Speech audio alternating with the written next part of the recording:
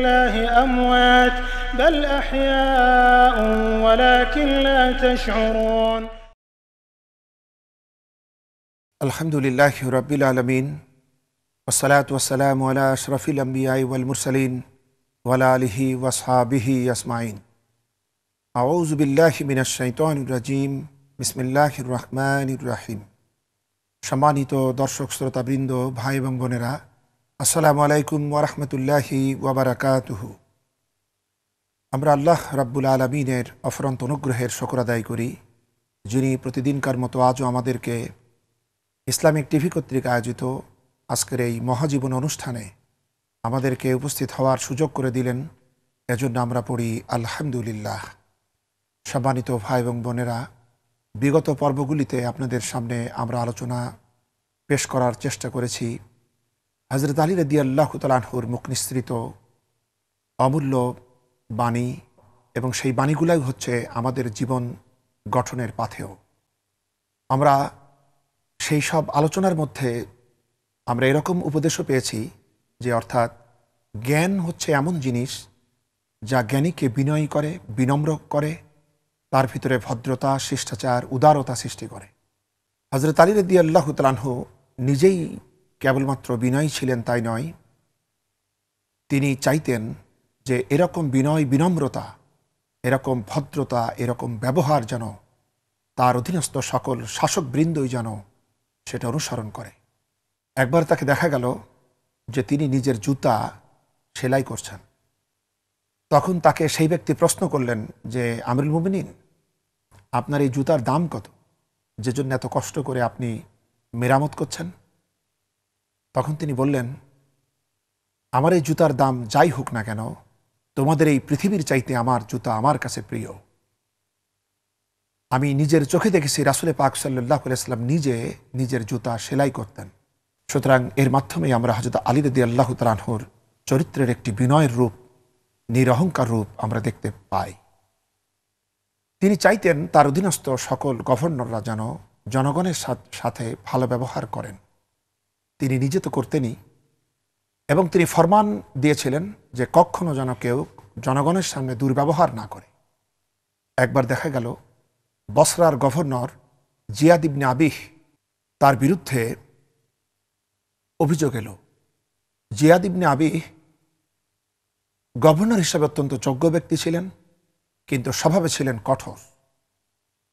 যখন তার বিরুদ্ধে জনগণের সামনে রূঢ় ব্যবহারের অভিযোগ এলো, তখন তিনি চিঠিতে তাকে নিষেধ করেছিলেন।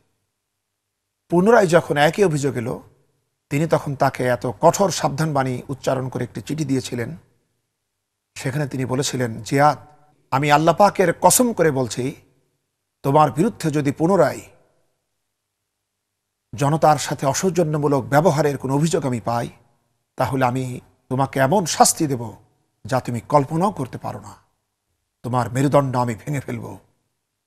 তোমাকে যে পদে নিযুক্ত করেছি সে পদের দাবি হচ্ছে জনগণের সঙ্গে ভালো ব্যবহার করবে।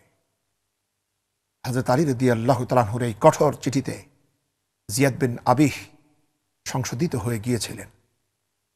তিনি একবার হযরত আব্দুল্লাহ ইবনে আব্বাস রাদিয়াল্লাহু তাআলা আনহুকে এক প্রদেশের গভর্নর করে প্রেরণ করেছিলেন।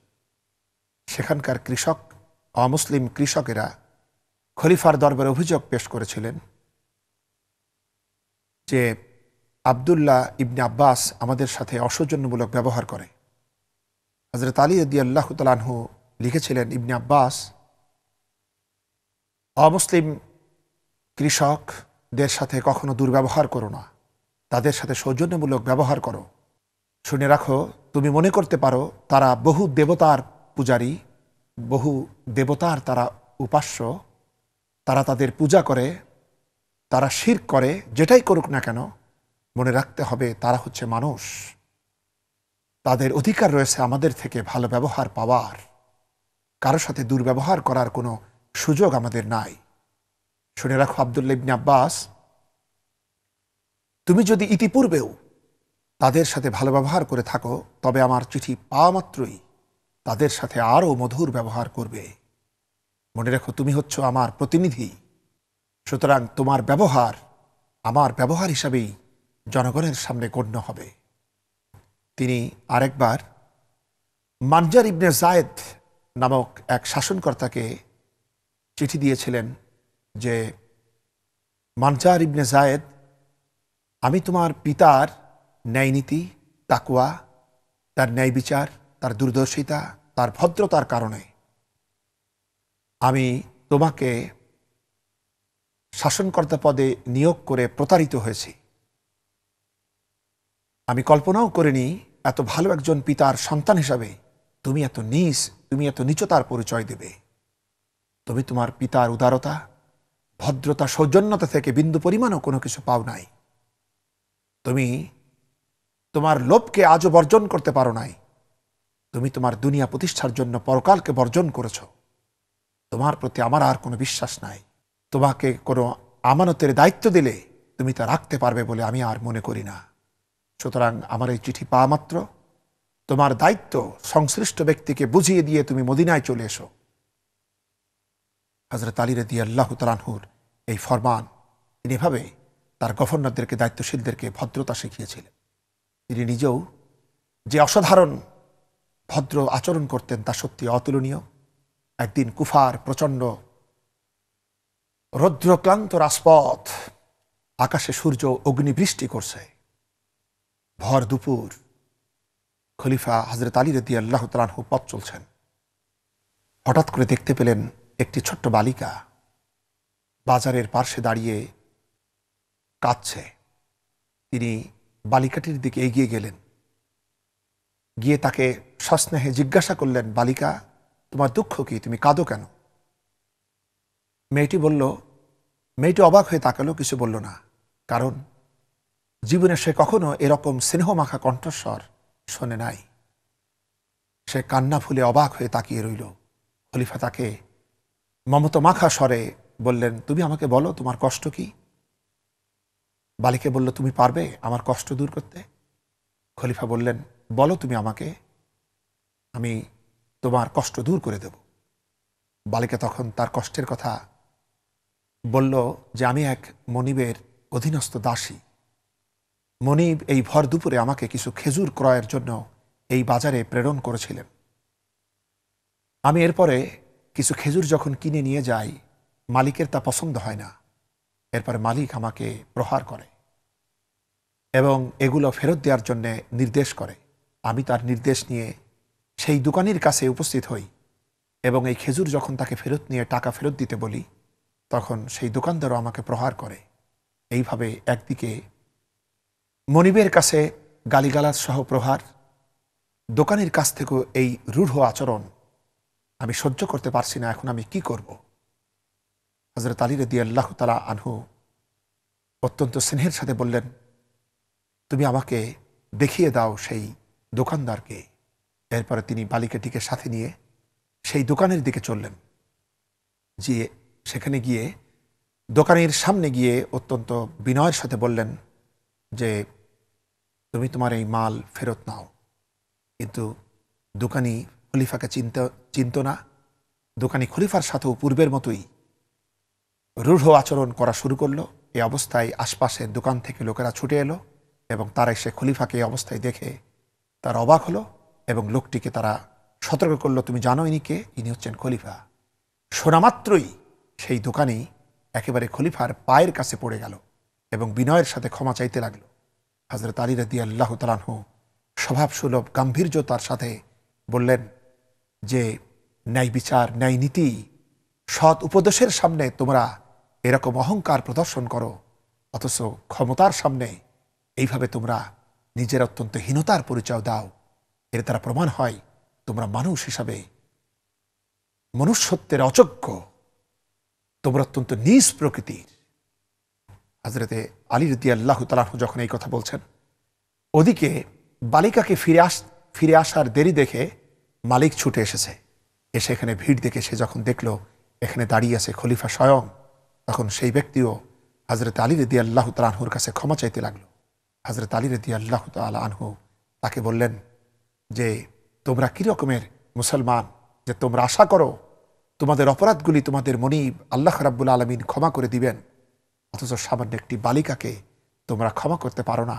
আসলে তোমরা ইসলাম থেকে শুধুমাত্র নামটাই গ্রহণ করেছ, ইসলামের সুমহান চিরন্তন আদর্শ থেকে একটু ছিটে ফুটাও তোমরা গ্রহণ করতে পারো নাই। সম্মানিত ভাই এবং বোনেরা, হযরতে আলী রাদিয়াল্লাহু তাআলা আনহু নিজে ভালো ব্যবহার করতেন এবং অন্যদেরকে এই ভালো ব্যবহার শিক্ষা দিতেন। আসলে আমাদের ভিতরেও যদি আমরা প্রকৃতপক্ষে জ্ঞানী হই, জ্ঞান অর্জন করি, সুশিক্ষা অর্জন করি, তাহলে অবশ্যই আমরাও মানবতার সাথে সুন্দর ব্যবহার করতে শিখব, এতে কোনো সন্দেহ নাই। আমাদের ভিতরে অহমিকা দূর করে ভালো ব্যবহার করতে হবে। ভালো ব্যবহারই মানুষের পরিচয়। ব্যবহার দ্বারাই বোঝা যায় মানুষটা কোন মানের। দেখুন, এই পৃথিবীতে আমরা চিরদিন থাকবো না, আজ আছি কাল চলে যাব। বিগত দিনে যারা আমাদের সাথে সময় কাটিয়েছিলেন, আমাদের বন্ধু বান্ধব, আপনজন, কি আমাদের বড় কেউ, তারাও কিন্তু আজকে পৃথিবী থেকে চলে গেছে, আমরাও চলে যাব। শুধু পার্থক্য হচ্ছে আজ আর কাল। কিন্তু মানুষের অন্তরের মণিমুকুরে আমাদের শ্রদ্ধার আসন যদি গাড়তে হয়, যদি আমরা মরেও আমাদেরকে আমরা অমর রাখতে চাই এবং পরকালে আল্লাহ পাকের কাছে করুণা পেতে চাই, তাহলে এই ভালো ব্যবহার করতে হবে।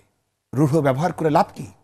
আপনি একটা খারাপ ব্যবহার করে একটা মানুষকে ক্ষতি করলেন, কিন্তু আপনি কি জানেন আপনি হয়তো যাকে কষ্ট দিলেন আপনি তাকে ভুলে গেলেন, কিন্তু যে ব্যক্তি কষ্ট পেল সে কিন্তু কোনোদিনই ভুলবে না।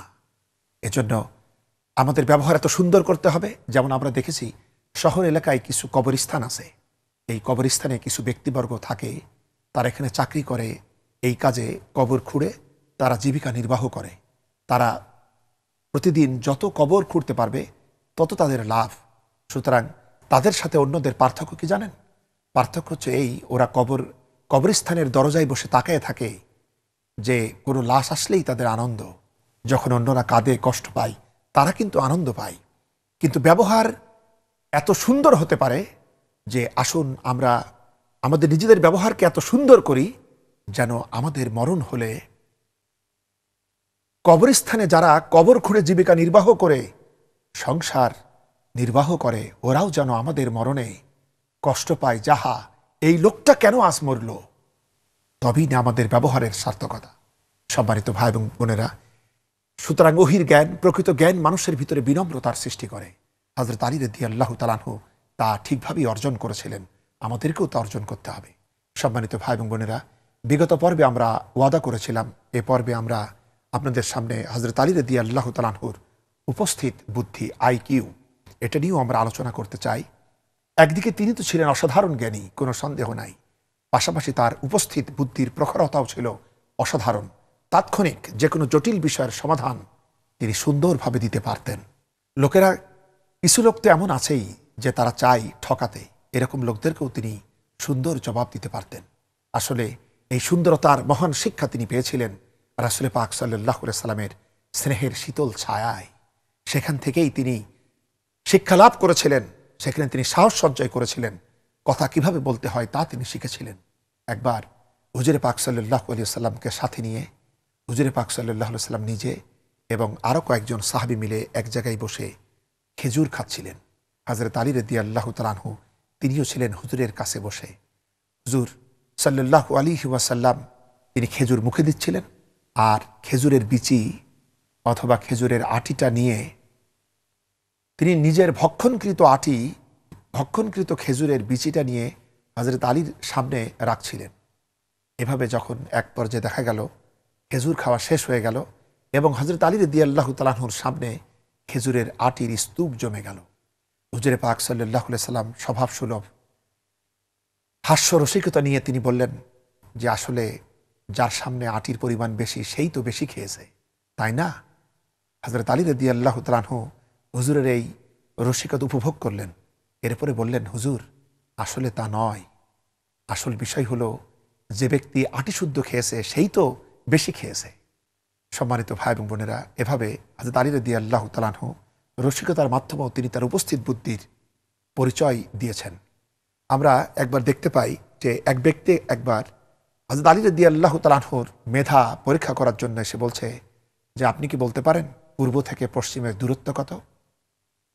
সঙ্গে সঙ্গে তিনি জবাব দিলেন, হ্যাঁ, এটা তো একেবারে ভারী সোজা, পূর্ব থেকে পশ্চিমের দূরত্ব হচ্ছে সূর্যের একদিনের পথ। লোকটি একেবারে লাজবাব হয়ে গেল।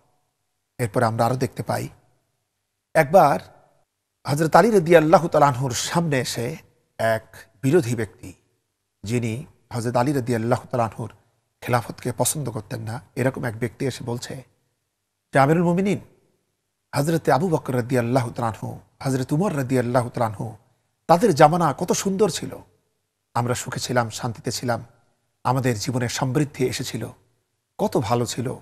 অথচ এই যে হযরত উসমান রাদিয়াল্লাহু তাআলা আনহু আর এই যে আপনি, আপনাদের আমলে শুধু গণ্ডগোল, শুধু মারামারি, শুধু অশান্তি, এরকমটা কেন?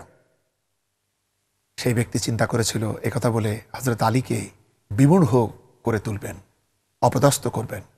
কিন্তু জ্ঞান সাধক হযরত আলী রাদিয়াল্লাহু তাআলা আনহু বললেন, ভাই তুমি ঠিকই বলেছ, আসল বিষয় কি জানো? হযরত আবু বকর এবং হযরতে উমর রাদিয়াল্লাহু তাআলা আনহু, তাদের শাসনামলে তাদের সহযোগিতা করতাম আমি, উসমান এবং আমাদের মতো ভালো লোকেরা। আর হযরত উসমান এবং আমার আমলে সেই ভালো লোকগুলি আজ আর নাই। আজকে আমরা সহযোগিতা পেয়েছি, তোমাদের মতো লোকদের, কোনো সৎ লোকদের সহযোগিতা আমরা পাই নাই।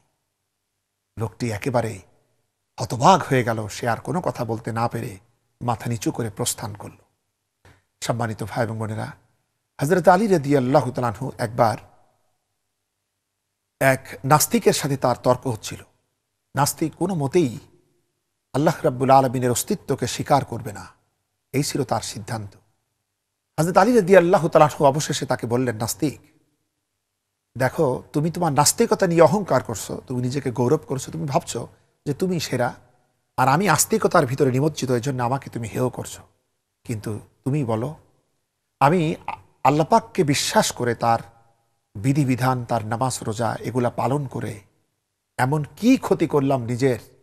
যদি পরকাল নাই থাকে, আল্লাহ পাক যদি নাই থাকেন, তবে আমার নামাজ রোজা পরিণামে আমার কি কোনো ক্ষতি করবে? বরং তুমিও যেখানে, আমিও তো সেখানেই চলে যাব, সুতরাং অতিরিক্ত তো কোনো কিছু হচ্ছে না। কিন্তু নাস্তিক, তুমি বলো, তুমি যে পরকালকে অবিশ্বাস করছো, আজকে সেই অবিশ্বাস করে তুমি যদি তোমার জীবনকে আল্লাহ পাকের নাফরমানের ভিতরে নিমজ্জিত করো, তাহলে মরণের পর গিয়ে যদি দেখো সত্যিই যেটাকে অবিশ্বাস করেছিলে সেই পরকাল আছে, আল্লাহ পাক আছেন, তাহলে তোমার উপায় কি হবে? নাস্তিক সঙ্গে সঙ্গে বিমূঢ় হয়ে পড়ল, আর কোনো জবাব তার ভিতরে এলো না। সম্মানিত ভাই এবং বোনেরা, হযরত আলী রাদিয়াল্লাহু তাআলা আনহু এইভাবে তিনি তার উপস্থিত মেধা দিয়ে বিরোধী পক্ষকে লাজবাব করে দিয়েছেন এবং তাদের মস্তিষ্কের সংশোধনী আনয়ন করেছেন।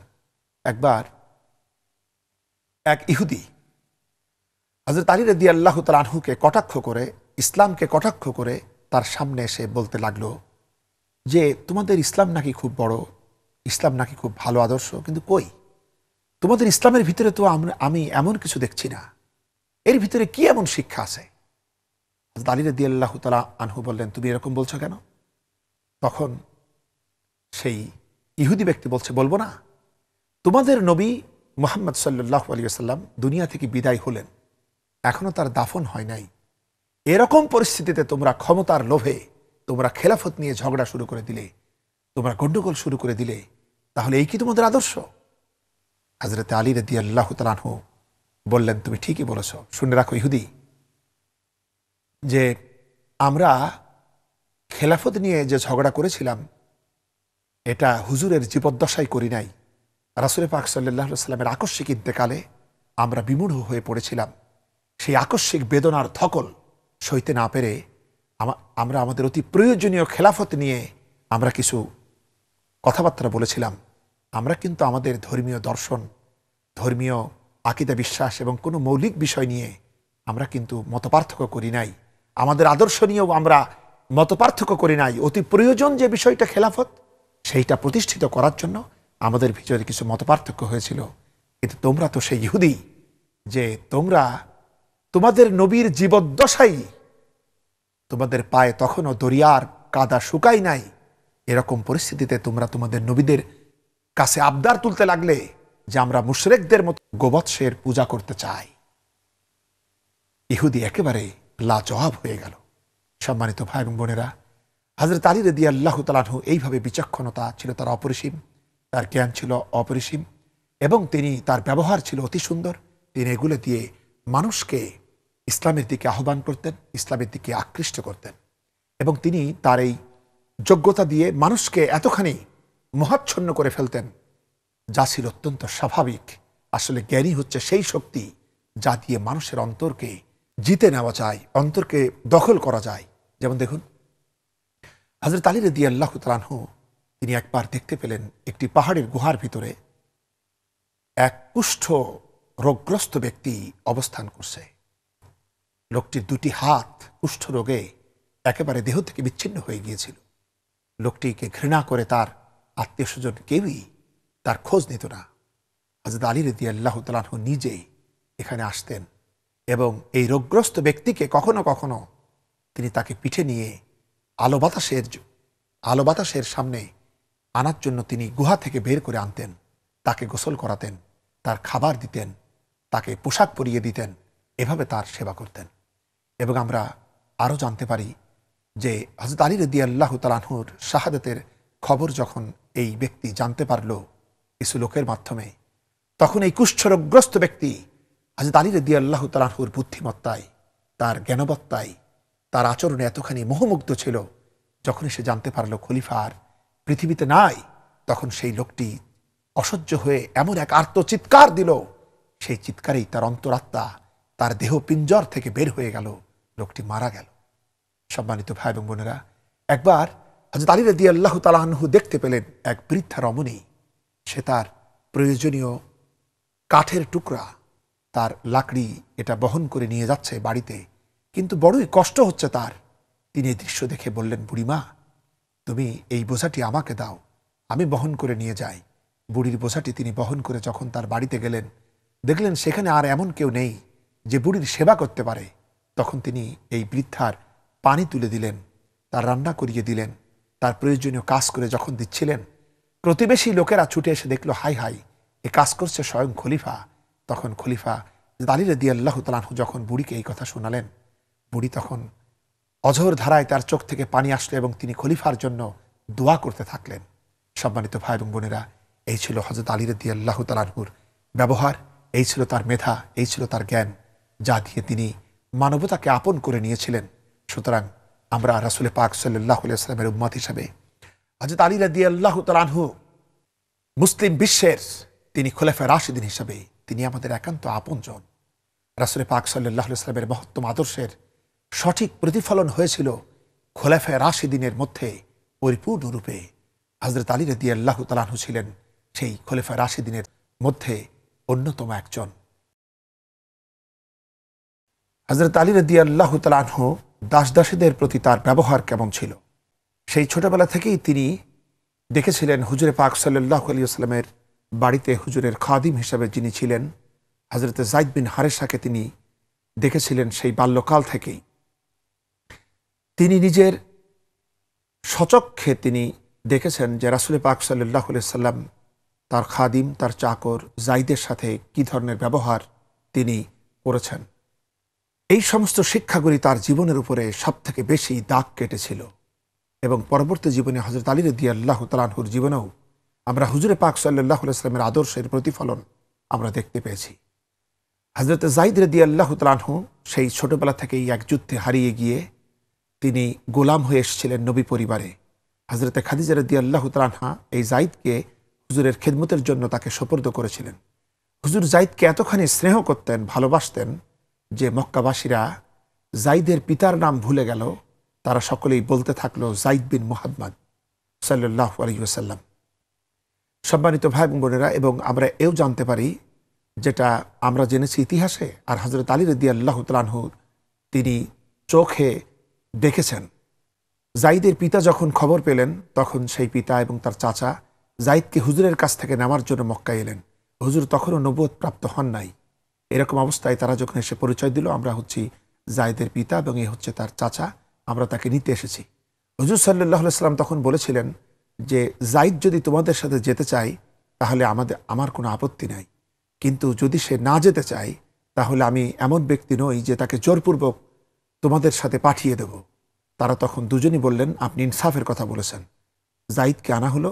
হযরত যায়েদ রাদিয়াল্লাহু তাআলা আনহুকে তার পিতা তার কাছে এসে বলল, আমি তোমার পিতা, এ তোমার চাচা, এবং তোমার মা তোমাকে হারিয়ে মৃত্যু শয্যায়, সুতরাং তুমি এখানে গোলামির জীবন পরিহার করে চলো আমাদের সাথে, আমরা এখন বয়সের শেষ প্রান্তে পৌঁছে গিয়েছি, তোমাকে সব কিছু দিয়ে যাব, এখানে তোমার গোলামির জীবন যাপনের কোনো প্রয়োজন নাই। কিন্তু হযরত যায়েদ জবাব দিয়েছিলেন যে আব্বাজান, আপনারা ফিরে যান, আপনাদের ওখানে গিয়ে স্বাধীন জীবন যাপনের চাইতে মুহাম্মদ সাল্লাল্লাহু আলাইহি ওয়াসাল্লামের গোলামিকে আমি সব থেকে বেশি পছন্দ করি। আমরা দেখতে পাই এই আদর্শের প্রতিফলন হযরত আলী রাদিয়াল্লাহু তাআলা আনহুর জীবনেও। হযরত আলী রাদিয়াল্লাহু তাআলা আনহুর পরিবারেও এরকম 3 জন গোলাম ছিলেন যারা সারা জীবন, তারা আজাদি পাওয়ার পরও তারা হযরত আলী রাদিয়াল্লাহু তাআলা আনহু এবং তার পরিবারকে ছেড়ে কোথাও যান নাই। কারণ হুজুর সাল্লাল্লাহু আলাইহি ওয়াসাল্লাম বলেছিলেন যে সাবধান তোমাদের দাস দাসীগণ, তোমরা যা খাবে তাদেরকেও তা খেতে দেবে, তোমরা যা পরবে তাদেরকেও তা পরতে দেবে। এজন্য আমরা দেখতে পাই কুফার সব থেকে প্রসিদ্ধ কাপড় ব্যবসায়ী, যার নাম হচ্ছে আবু নুজিয়া, তিনি বলেছেন যে একদিন আলী রাদিয়াল্লাহু তাআলা আনহু আমার দোকান থেকে 2টি পোশাক খরিদ করে। 2টি পোশাকের দামের তারতম্য ছিল, একটি ছিল বেশি দামের, একটি ছিল কম দামের। আমি অবাক হয়ে দেখতে পেলাম হযরত আলী রাদিয়াল্লাহু তাআলা আনহু অপেক্ষাকৃত কম দামের পোশাকটি নিজে পরলেন এবং বেশি দামের পোশাকটি তার চাকর কাম্বারকে প্রদান করলেন। সম্মানিত ভাই এবং বোনেরা, এরকম হযরত আলী রাদিয়াল্লাহু তাআলা আনহুর পরিবারে এরকম 3 জন খাদিম ছিলেন, যাদের নাম ছিল, একজনের নাম হচ্ছে সাইদ, আরেকজনের নাম হচ্ছে কাম্বার, আরেকজন মহিলা যার নাম হচ্ছে ফিজ্জা। হযরত সাইদ তিনি বলছেন যে হযরত আলী রাদিয়াল্লাহু তাআলা আনহুর পরিবারে আমরা থাকতাম, অত্যন্ত স্বাধীনতা ভোগ করতাম, তার বিরুদ্ধে আমাদের কোনো অভিযোগ ছিল না। তিনি আমাদেরকে পরীক্ষা করবেন কিনা আমরাই তাকে পরীক্ষা করতাম। একদিন ভীষণ গরমের দিন, ভর দুপুর বেলায় হযরত আলী রাদিয়াল্লাহু তাআলা আনহু তার গৃহে বসে প্রশাসনিক চিঠি লিখছেন। তিনি ইতিমধ্যে প্রয়োজন হলো রাষ্ট্রীয় কয়েকজন কর্মকর্তার সাথে তার সাক্ষাতের। তিনি তখন আমার নাম ধরে ডাকলেন, একবার ডাকলেন, আমি জবাব দিলাম না, দ্বিতীয়বার ডাকলেন, তবুও জবাব দিলাম না, তৃতীয়বারও যখন জবাব দিলাম না, হযরত আলী রাদিয়াল্লাহু তাআলা আনহু তখন নিজেই উঠলেন তাদেরকে ডেকে আনার জন্য। তিনি তার গৃহ থেকে বের হয়ে যখন বাইরে এসেই দেখতে পেলেন আমি তার গৃহের দরজার কাছেই বসে আছি, তখন তিনি আমাকে বললেন যে আমি তোমাকে ডাকলাম, তুমি জবাব দিলে না কেন? তখন আমি বললাম যে আমিরুল মুমিনিন, আমি আসলে দেখতে চেয়েছি আপনার ধৈর্যচ্যুতি, আপনি কিভাবে রাগ করেন আমার প্রতি, এটা আমি দেখতে চেয়েছি, যে জন্য আমি আপনার ডাকে সাড়া দিইনি। হযরত আলী রাদিয়াল্লাহু তাআলা আনহু তখন স্ফীত হেসে বললেন যে এরকম ছেলে মানুষই করে তুমি আমাকে রাগাতে পারবে না বন্ধু, সুতরাং এ ধরনের ছেলে মানুষই বাদ দাও। সম্মানিত ভাই এবং বোনেরা, এর অতিরিক্ত তিনি আরেকটি কথাও তার খাদিমকে বলেন নাই। এবং এই সাইদ তিনি সারা জীবন হযরত আলী রাদিয়াল্লাহু তাআলা আনহুর ইন্তেকাল পর্যন্ত তার গৃহেই ভৃত্য হিসেবে কর্মরত ছিল। আমরা আরও দেখতে পাই কাম্বার নামে তার যে সার্বক্ষণিক খাদিম ছিলেন, সেই কাম্বার তিনিও তার সাহচর্য থেকে অনেক জ্ঞান তিনি অর্জন করেছিলেন। এবং তিনি একদিন বললেন যে আমি একদিন হিসাব করে দেখলাম আমার কাছে 100 দিরহাম জমা হয়ে গিয়েছে, বাইতুল মাল থেকেও পেয়েছি, আবার কখনো হযরত আলী রাদিয়াল্লাহু তাআলা আনহু তিনি নিজেও আমাকে উপহার হিসেবে দিয়েছেন। আমি এগুলো আমার খরচ করার প্রয়োজন হয়নি। তো একদিন আমি গণনা করে দেখি 100 দিরহাম আমার কাছে জমা হয়ে গিয়েছে। এটা দেখে আমি আনন্দে উৎফুল্ল হয়ে হাসতে থাকি। এই দৃশ্য দেখে হযরত আলী রাদিয়াল্লাহু তাআলা আনহু বললেন, তুমি এরকম হাসছো কেন? তখন আমি বললাম যে আমার কাছে এরকম 100 দিরহাম জমা হয়ে গিয়েছে। হযরত আলী রাদিয়াল্লাহু তাআলা আনহু তখন রেগে গেলেন এবং আমি আমার জীবনে এই একটিবারই তাকে রাখতে দেখেছি। তিনি রাগ করে বললেন, কাম্বার, আমি বুঝতে পারছি তুমি ইসলামের আদর্শ, ইসলামের মহত্ব, ইসলামের মানবিকতা তুমি এখন অর্জন করতে পারো নাই। তোমার জন্য দুঃখ। তুমি এইভাবে টাকা পয়সা সঞ্চয় করছো, তুমি কি এখনো দেখনি তোমার চারিপার্শ্বে কত মানুষ বুভুক্ষ ক্ষুধার্ত অবস্থায় কালাতিপাত করছে, কত মানুষ অসুস্থ অবস্থায় তারা ঠিকমতো চিকিৎসা করতে পারছে না, তাদের লজ্জা নিবারণের জন্য ভালো তারা কোনো প্রয়োজনীয় পোশাকও পাচ্ছে না, তাদের আশ্রয়ের জন্য তারা এরকম কোনো গৃহও পাচ্ছে না, অথচ তুমি কি এরকম কোনো দৃশ্য দেখো নাই? তোমার নিজের যদি এই অর্থের প্রয়োজন না থাকে, তবে তুমি তো এই অর্থ তাদেরকে দিতে পারতে। একথা বলে হযরত আলী রাদিয়াল্লাহু তাআলা আনহু আরো বললেন, তুমি এখনই এই অর্থ আমার এই ঘর থেকে নিয়ে যাও এবং এবং কোন অসহায় মানুষকে তুমি এই অর্থ প্রদান করো। কাম্বার তখন বলছে যে আমি তৎক্ষণাৎ এই হযরত আলী রাদিয়াল্লাহু তাআলা আনহুর কথার অত্যন্ত মর্মভেদী প্রভাব আমার অন্তরাত্মার উপরে পড়ল। আমি তৎক্ষণাৎ টাকা নিয়ে বের হয়ে গেলাম এবং কুফার মসজিদে গিয়ে আমি দেখতে পেলাম বেশ কিছু অভাবী মানুষ, তাদেরকে আমি অর্থ প্রদান করলাম। সম্মানিত ভাই এবং বোনেরা, হযরত আলী রাদিয়াল্লাহু তাআলা আনহু তাদেরকে শাসন করেছেন, কিন্তু সেটা ছিল একজন আদর্শবান পিতার মতোই, এবং তিনি ছিলেন তাদের জন্য মহান শিক্ষক। তাদের নৈতিকতার সংশোধনের জন্য তিনি আপ্রাণ চেষ্টা করতেন। আমাদের মতো নয়, আমরা শুধু তাদের থেকে আমাদের নিজেদের সেবা নেই আর তাদের ভবিষ্যৎকে আমরা অন্ধকারে রেখে দেই, যে জন্য তাদের এই শক্তি সামর্থ্য যখন শেষ হয়ে যায়, এরপরে তারা যে তিমিরে, সেই তিমিরেই তারা তখন হাবুডুবু খেতে থাকে। সম্মানিত ভাই এবং বোনেরা, ফিজ্জা নামে তার গৃহে আরেকজন যে মহিলা খাদিমা ছিলেন, হযরতে আলী রাদিয়াল্লাহু তাআলা সম্পর্কে আমরা জানি যে তার স্ত্রী ছিলেন খাতুনে জান্নাত হযরতে ফাতিমাতুজ জোহরা রাদিয়াল্লাহু তাআলা আনহা। ফিজ্জা নামনি এই মহিলা হযরতে ফাতিমা রাদিয়াল্লাহু তাআলা আনহুর ফুট ফরমাস খাটতেন, কিন্তু সেখানেও নিয়ম ছিল যে একদিন কাজ করবে, সংসারের কাজ করবে হযরতে ফাতিমা রাদিয়াল্লাহু তাআলা আনহা, আরেকদিন ফিজ্জা। কিন্তু যদি কখনো দেখা গিয়েছে যে আজকে ফিজ্জার কাজ নাই, আজকে ফাতিমা রাদিয়াল্লাহু তাআলা আনহার কাজের পালা, কিন্তু কোনো ঘটনাবশত হযরতে ফাতিমা রাদিয়াল্লাহু তাআলা আনহা অসুস্থ হয়ে পড়েছেন, এরকম অবস্থায়ও ফিজ্জাকে কাজের জন্য ডাকা হতো না, বরং তার বিশ্রামের দিন তাকে বিশ্রামেই রাখা হতো। বরং ওই দিন হযরত আলী রাদিয়াল্লাহু তাআলা আনহু গৃহ কাজ করতেন। তিনি জবের ছাতু ভাঙতেন, হাঁড়ি পাতিলগুলা তিনি পরিষ্কার করতেন, সংসারের কাজ করতেন। এভাবে তিনি ফাতিমাকে সহযোগিতা করতেন। সম্মানিত ভাই এবং বোনেরা, এই যে সাম্য, এই যে উদারতা, আমরা ইসলাম ছাড়া আর কোথাও দেখতে পাই না। একদিন মুয়াইদা ইবনে গাকফা রাদিয়াল্লাহু তাআলা আনহু তিনি এসেছিলেন এখানে। তিনি যখন এসেছিলেন, তিনি এসে দেখতে পেলেন ওই সময় হচ্ছে নাস্তার সময়। হযরত আলী রাদিয়াল্লাহু তাআলা আনহুর সামনে নাস্তা হিসেবে এসেছে শুকনা রুটি আর এক পেয়ালা দুধ। সেই রুটি এত শক্ত ছিল, হযরত আলী রাদিয়াল্লাহু তাআলা আনহু হাত দিয়ে ভাঙতে পারছেন না। অনেক কষ্ট করে হাঁটু দিয়ে চেপে, হাত দিয়ে ভেঙে তিনি খেতে থাকলেন। হযরতে মুয়াইদা ইবনে গাকফা তিনি তখন এটা দেখে বিস্ময় প্রকাশ করলেন এবং ফিজ্জাকে ডেকে বললেন, ফিজ্জা, তোমাদের এই বৃদ্ধ মনিবের প্রতি তোমাদের কি একটু মায়া হয় না? তোমরা কি তার শুকনা রুটিতে একটু তেল কিংবা মাখন কি তোমরা দিতে পারো না? তার প্রতি কি তোমাদের কোনো দরদ হয় না? তখন ফিজ্জা বলেছিলেন যে তার তো নিজের প্রতিই তার কোনো দরদ নেই, সুতরাং আমরা তাকে দরদ করে করব কি? বরং আমি নিজেও আমার মনিব হযরত আলী রাদিয়াল্লাহু তাআলা আনহুর চাইতে অনেক ভালো খাবার খেয়ে থাকি।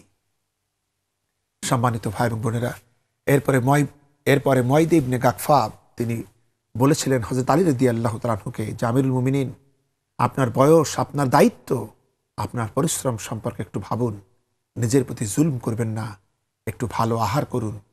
হযরত আলী রাদিয়াল্লাহু তাআলা আনহু জবাব দিয়েছিলেন, মুয়াইদা, তোমার কি রাসূল পাক সাল্লাল্লাহু আলাইহি ওয়াসাল্লামের সেই জীবন যাপনের কথা মনে নাই? হুজুরের জীবনে এমন 3 দিন যায় নাই যে 3 দিন তিনি পেট পুরে আহার করেছেন। সম্মানিত ভাই এবং বোনেরা, এভাবে আমরা দেখতে পাই হযরত আলী রাদিয়াল্লাহু তাআলা আনহুর উপরে রাসূল পাক সাল্লাল্লাহু আলাইহি ওয়াসাল্লামের শিক্ষার প্রভাব। হযরত আনাস রাদিয়াল্লাহু তাআলা আনহু তিনি নিজে বলেছেন যে হুজুর সাল্লাল্লাহু আলাইহি ওয়াসাল্লামের কাছে আমি 10টি বছর খেদমত করেছি। এই 10টি বছরের ভিতরে কোনোদিন হুজুর একটুখানি ধমক দিয়েও আমাকে বলে নাই, আনাস এই কাজটা কেন করলে আর এই কাজটা কেন করো নাই। সম্মানিত ভাই এবং বোনেরা, এই হচ্ছে ইসলামের সুমহান সভ্যতার পবিত্র চিত্র। আমরা যারা সভ্যতার গর্বে গর্বিনী, আমরা যারা সম্পদের অহংকারে অহংকারী, আমরা যারা শিক্ষা প্রতিভার জন্য আমরা গর্বিত, আজকে যদি আমরা আমাদের আচরণের দিকে তাকাই তাহলে কি দেখতে পাই? বাড়িতে একটু তরকারিতে লবণ বেশি হয়েছে, রুটি বানাতে গিয়ে হয়তো সেকতে গিয়ে কোনো সমস্যা হয়েছে, কিংবা পানি আনতে একটু দেরি হয়েছে।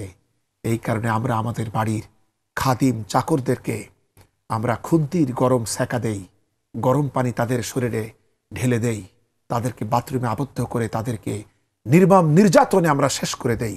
এটি হচ্ছে আজ মুসলমানদের সমাজ চিত্র। সম্মানিত ভাই এবং বোনেরা, যে জন্য পত্রিকার খবর হয়ে আসে কত সীমা শাহিনা, শিল্পী নাসিমারা, এদের নিয়ে আমাদের বুদ্ধিজীবীরা অনেক নাটক লেখেন, গান রচনা করেন। এরা আসলে হয়ে যায় আমাদের গান এবং কবিতার উপকরণ। আসলে তৈলচিত্রগুলি দূর থেকে দেখতেই তো সুন্দর লাগে, কিন্তু প্রকৃতপক্ষে এদের জীবনের প্রকৃত সমাধান আসে না। সম্মানিত ভাই এবং বোনেরা, রাসূল পাক সাল্লাল্লাহু আলাইহি সাল্লাম এই দাসদাসীদের ব্যাপারে আমাদেরকে সাবধান করে দিয়েছেন। তাদের প্রতি এই মমত্ব দেখাতে হবে। হুজুর পাক সাল্লাল্লাহু আলাইহি সাল্লাম তার বিদায় হজের ভাষণে তিনি বলেছেন, তোমরা সাবধান হয়ে যাও, তোমাদের দাসদাসীদের ব্যাপারে আল্লাহ পাককে ভয় করো। তোমরা নিজে যা খাবে তাদেরকে তাও খাওয়াবে, তোমরা নিজে যা পড়বে তাদেরকেও তা পড়াবে। কিন্তু আমরা আজকে মুসলমানের কথা বলি, ইসলামের কথা বলি, বড় বড় কথা বলি, কিন্তু আজকে আমাদের আভ্যন্তরীণ চিত্র দেখতে পেলে গোটা মানব জাতি তাতে শিহরিত হয়ে পড়বে। সম্মানিত ভাই বোনেরা, সত্যিই যদি রাসূল পাকের প্রকৃত উম্মত হতে হয়, খোলাফায়ে রাশিদিনের মহান শিক্ষাকে যদি সমাজে প্রতিষ্ঠিত করতে হয়, তাহলে আজ থেকেই তা শুরু করতে হবে। আসুন কোরআনে কারীমে আল্লাহ রাব্বুল আলামিন দাসদাসীদের ব্যাপারে আমাদেরকে কি ব্যাপারে তিনি নসিহত করেছেন, সেই কথাগুলি আমি আপনাদের সামনে পরিবেশন করতে চাই। যেমন কোরআনে কারীমের একটি সূরা, সূরাটির নাম হচ্ছে সূরাতুল বাকারা। এটা হচ্ছে কোরআনে কারীমের 2 নম্বর সূরা।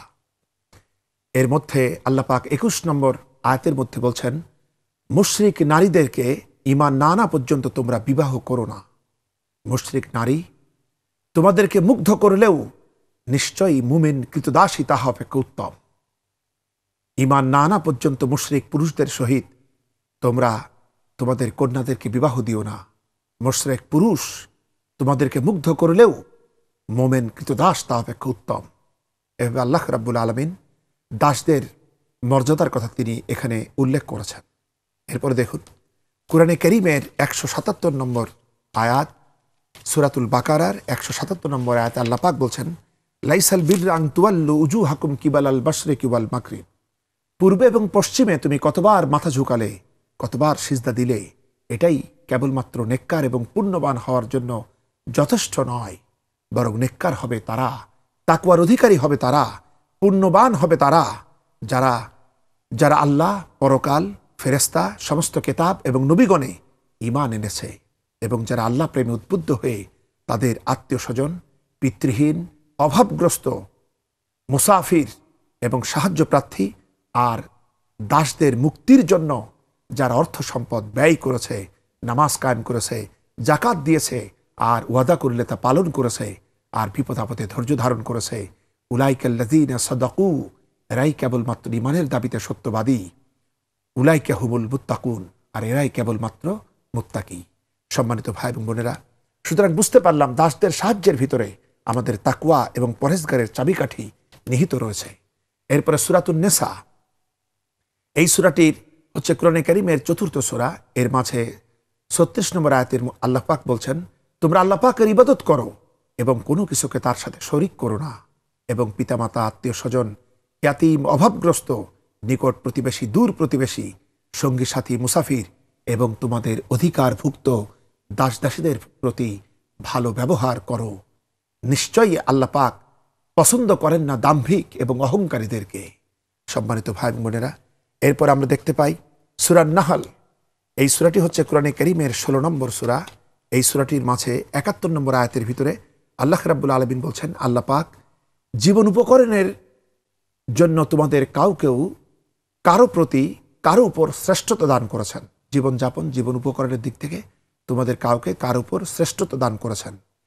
যাদেরকে শ্রেষ্ঠত্ব দেওয়া হয়েছে তারা তাদের অধীনস্থ দাসদাসীদেরকে নিজেদের জীবন উপকরণ থেকে এমন কিছু দেয় না যাতে উহারা এই বিষয়ে তাদের সুবান হয়ে যাবে, এই ভয়েতে তাদেরকে দেয় না। শুনে রাখো, তবে কি তারা আল্লাহর অনুগ্রহকে অস্বীকার করবে? এভাবে আল্লাহ পাক ধমক দিয়েছেন ধনাঢ্য কৃপণ ব্যক্তিদেরকে। এরপরে আল্লাহ রাব্বুল আলামিন কোরআনে কারীমের 24 নম্বর সূরা সূরাতুন নূর, এই সূরাটির 33 নম্বর আয়াতে আল্লাহ পাক বলছেন, যাদের বিবাহের সামর্থ্য নাই আল্লাহ তাদেরকে নিজ অনুগ্রহে অভাবমুক্ত না করা পর্যন্ত তারা যেন সংযম অবলম্বন করে, এবং তোমাদের মালিকানাধীন দাস দাসীদের মধ্যে কেহ তাহার মুক্তির জন্য যদি লিখিত চুক্তি চায় তবে তাদের সহিত চুক্তিতে আবদ্ধ হও, যদি তোমরা উহাদের মধ্যে মঙ্গলের সন্ধান পাও। আল্লাহ পাক তোমাদেরকে যে সম্পদ দিয়েছেন তা হতে তোমরা তাদেরকে দান করো। তোমাদের দাসীগণ যদি নিজেদের সতীত্ব রক্ষা করতে চায় তবে খবরদার দুনিয়ার সম্পদের লালসায় তাদেরকে ব্যভিচার করতে বাধ্য করো না। আর যে তাদেরকে এই হারাম পথে বাধ্য করে তবে মনে রাখতে হবে আল্লাহ পাক তাদের প্রতি তোমরা যে জবরদস্তি করলে, যে জন্য আল্লাহ পাক তাদের অপরাধকে ধরবেন না, আল্লাহ পাক তাদেরকে ক্ষমা করে দিবেন, কিন্তু পরিণামে অপরাধী হবে কেবলমাত্র তোমরাই। কোরআনে কারীমের সূরা 41 নম্বর সূরার হাবিম আস-সাজদা, এর মধ্যেও আল্লাহ পাক ভালো ব্যবহারের কথা উল্লেখ করেছেন তাদের সাথে, মানুষের সাথে। এবং কোরআনে কারীমের 90 নম্বর সূরা সূরাতুল বালাদ, এই সূরাটির মধ্যে আল্লাহ পাক বলছেন যে আয়াহসাবু আল্লাম ইয়ারাহু আহাদ আলাম নাজআল লাহু আইনাইনি ওয়া লিসানাও ওয়া শাফাতাইনি ওয়া হাদাইনাহু নাস্তাইন। সে কি মনে করে কেহ তাহাকে দেখে না? আমি কি তার জন্য সৃষ্টি করি নাই দুটি চক্ষু, একটি জিহ্বা এবং দুটি ঠোঁট, আর আমি তাদেরকে দেখেছি দুইটি পথ।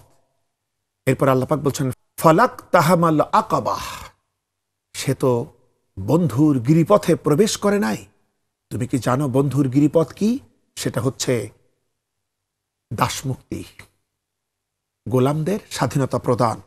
সম্মানিত ভাই বোনেরা, আমরা বুঝতে পারলাম আল্লাহ রাব্বুল আলামিন স্বয়ং দাসদের সাথে ভালো ব্যবহার করার জন্য, তাদেরকে সাহায্য সহযোগিতার জন্য আমাদেরকে উদ্বুদ্ধ করেছেন, আমাদের ভীতি প্রদর্শন করেছেন, আমাদেরকে উৎসাহিত করেছেন, এবং আমাদের ঈমান এবং তাকওয়া তাদের সাথে সৎ ব্যবহারের উপরে নির্ভরশীল করে দিয়েছেন।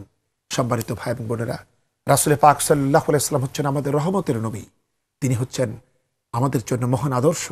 তিনি তার জীবনের শেষ মুহূর্তে যে কথা বলেছিলেন, হযরত আলী রাদিয়াল্লাহু তাআলা আনহু সেই কথার উদ্ধৃতি দিয়েছেন তার বর্ণিত হাদিসের মাঝে।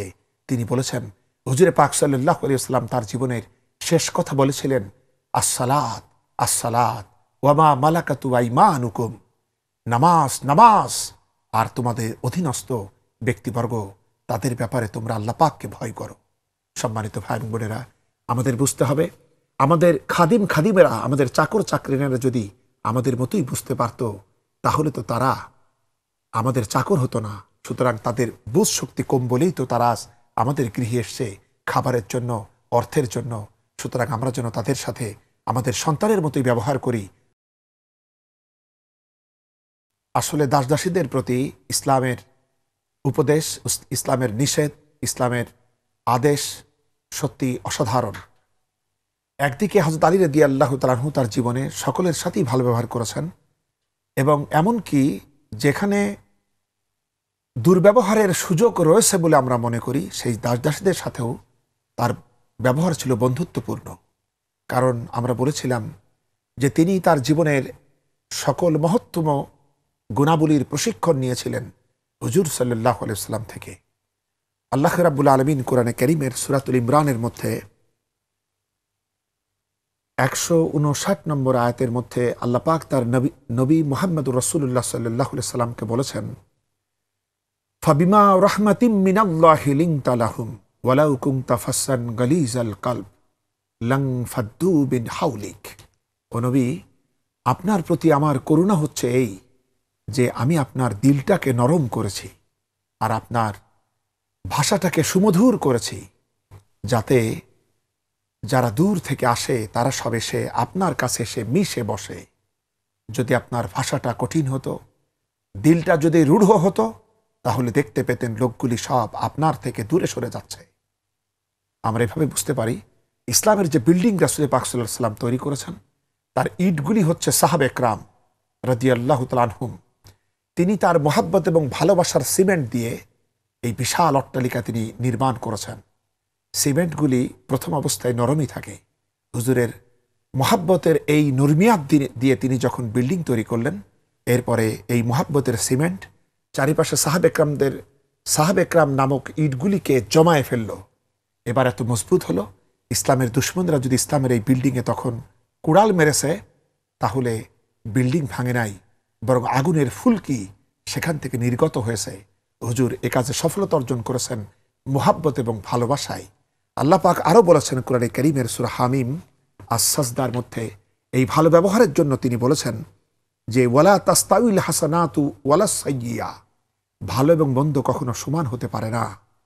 ইদফা বিল্লাতি হি আহসান, তুমি মন্দকে প্রতিহত করো ভালো দিয়ে। তাহলে কি হবে? যার সাথে তোমার শত্রুতা আছে সে তোমার প্রাণের বন্ধুতে পরিণত হবে। এরপর আল্লাহ পাক বলেছেন ওয়ামা ইউলাক্কাহা ইল্লাল্লাযীনা সাবারু, এই গুণের অধিকারী করা হয় কেবল তাদেরকে যারা ধৈর্যশীল। ওয়ামা ইউলাক্কাহা ইল্লা যু হাজ্জিন আযীম, এই গুণের অধিকারী করা হয় কেবল তাদেরকে যারা মহা সৌভাগ্যবান। হুজুরে পাক সাল্লাল্লাহু আলাইহি ওয়াসাল্লাম তাই বলেছেন, তোমরা তোমাদের দাসদাসীদেরকে প্রতিদিন ৭০ বার তোমরা ক্ষমা করে দাও। হযরত আলী রাদিয়াল্লাহু তাআলা আনহু তার সুন্দর ব্যবহার দিয়ে, মানুষকে উদারভাবে ক্ষমাশীলতা দিয়ে, মোহাব্বত করে মানুষকে তিনি ডেকে এনেছিলেন নিজের কাছে। আমরা ইতিপূর্বের পর্বে শুনেছি তিনি তার শত্রুদের সাথেও তিনি ভালো ব্যবহার করেছেন। আমরা আরও শুনেছি যে তাকে মারতে এসেছে তাকেও তিনি না মেরে ছেড়ে দিয়েছেন, ভালো ব্যবহার করেছেন তার সাথে। হযরত মুআবিয়া রাদিয়াল্লাহু তাআলা আনহুর সাথে তিনি তার যখন যুদ্ধের মুখোমুখি তার বাহিনীর সাথে, তখন তারা পানি বন্ধ করে দিয়েছিলেন, কিন্তু তিনি পানি বন্ধ করেন নাই, তিনি তাদের জন্য পানি দিয়েছিলেন। সম্মানিত ভাই এবং বোনেরা, আমরা যদি প্রকৃত মুসলিম হতে চাই, প্রকৃত রাসূল পাক সাল্লাল্লাহু আলাইহি ওয়াসাল্লামের উম্মত হতে চাই, তবে আমাদেরকে হযরত আলী রাদিয়াল্লাহু তাআলা আনহুর এই ব্যবহার থেকে শিক্ষা নিতে হবে। সুতরাং আমাদের উচিত হবে আমাদের ব্যক্তি, পরিবার, সমাজ ও রাষ্ট্রে আমরা যে পর্যায়েরই হোক না কেন, হযরত আলী রাদিয়াল্লাহু তাআলা আনহুর এই ব্যবহার রপ্ত করা, তার জ্ঞানকে আমাদের জীবনে আমলে পরিণত করা এবং তার প্রতিফলন দিয়ে আমাদের সমাজকে, রাষ্ট্রকে সংশোধনের দিকে এগিয়ে নেওয়া। তাহলেই আমরা দুনিয়া ও আখিরাতে আমরা শান্তি অর্জন করতে পারবো, নিরাপত্তা অর্জন করতে পারবো, মুক্তি অর্জন করতে পারবো এবং ইসলামের শ্রেষ্ঠত্ব ইসলামের শত্রুদের সামনে বিস্ময়করভাবে তুলে ধরতে পারবো। আল্লাহ আমাদের সবাইকে হেদায়েত করুন। আমরা সকলেই পড়ি আমিন। আখিরি দাওয়ানা আলহামদুলিল্লাহি রাব্বিল আলামিন। আসসালামু আলাইকুম ওয়া রাহমাতুল্লাহি ওয়া বারাকাতুহু।